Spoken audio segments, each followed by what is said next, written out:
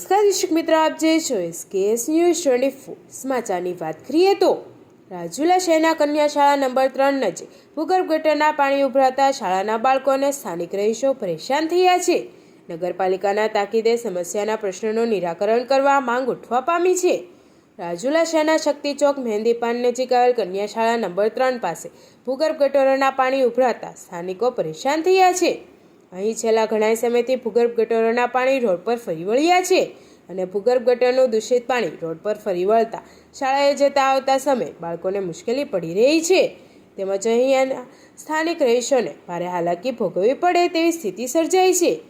બાળકો પણ આ ગટરોના પાણીમાં ચાલવા માટે મજબૂર બન્યા છે। ત્યારે આ બાબતે સ્થાનિકો દ્વારા નગરપાલિકામાં રજૂઆત કરવામાં આવી હતી, છતાં પણ હજુ સુધી કોઈ નિરાકરણ કરવામાં આવ્યું ન હતું।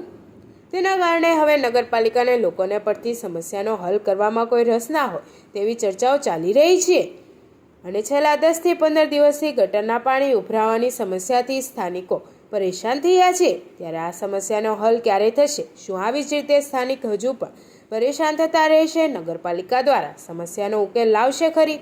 સહિત અનેક સવાલો ઉઠ્યા છે। સાથોસાથ પાણીના બોરમાં ગટરોનું પાણી પણ ભળી ગયું હોવાની સ્થિતિ સર્જાઈ છે।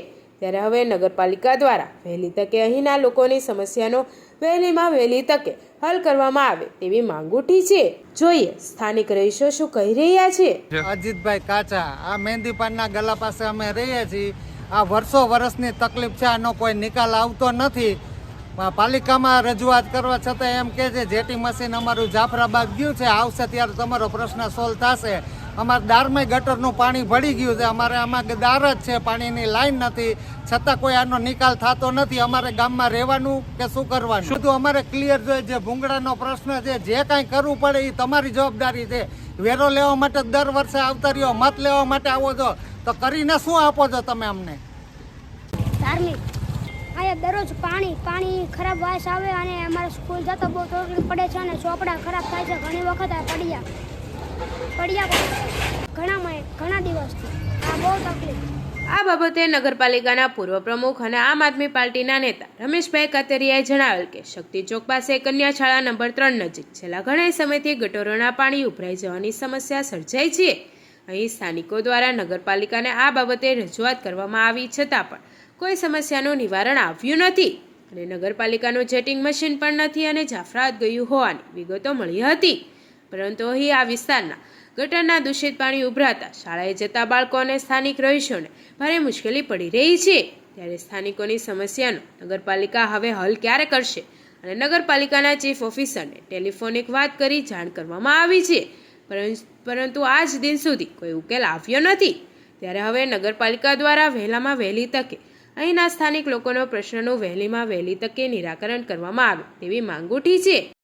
SKS news 24 Rajula. હવે સમસ્યા તો એવી છે કે અહીંયા ગટરનું પાણી લગભગ 8 થી 10 દિવસથી સતત વહી રહ્યું છે, જેણે ચોમાસું બંધ જ ન થયું એવી સ્થિતિ છે અને ભૂગર્ભ ગટરનું પાણી છે એટલા માટે ગંદકી અને જે દુર્ગંધ એટલી બધી આવે છે અને અહીંયા બાજુમાં જ કન્યા શાળા નંબર 3 હોય, જ્યાંથી દીકરીઓને ચાલવાનું હોય 700+ સંખ્યા છે, તો આ જ રસ્તો છે ચાલવા માટેનો। સામાન્ય વર્ગ અહીંયા રહે છે અને બધા જ લોકોને આવવા જવામાં બહુ જ મુશ્કેલી પડે છે, છતાંય તંત્રની આંખો ખુલતી નથી। તંત્રને એમ છે કે આમનામ જ હાલી જાય છે, કોઈને કાંઈ ધ્યાન દેવું નથી, કામ કરવું નથી।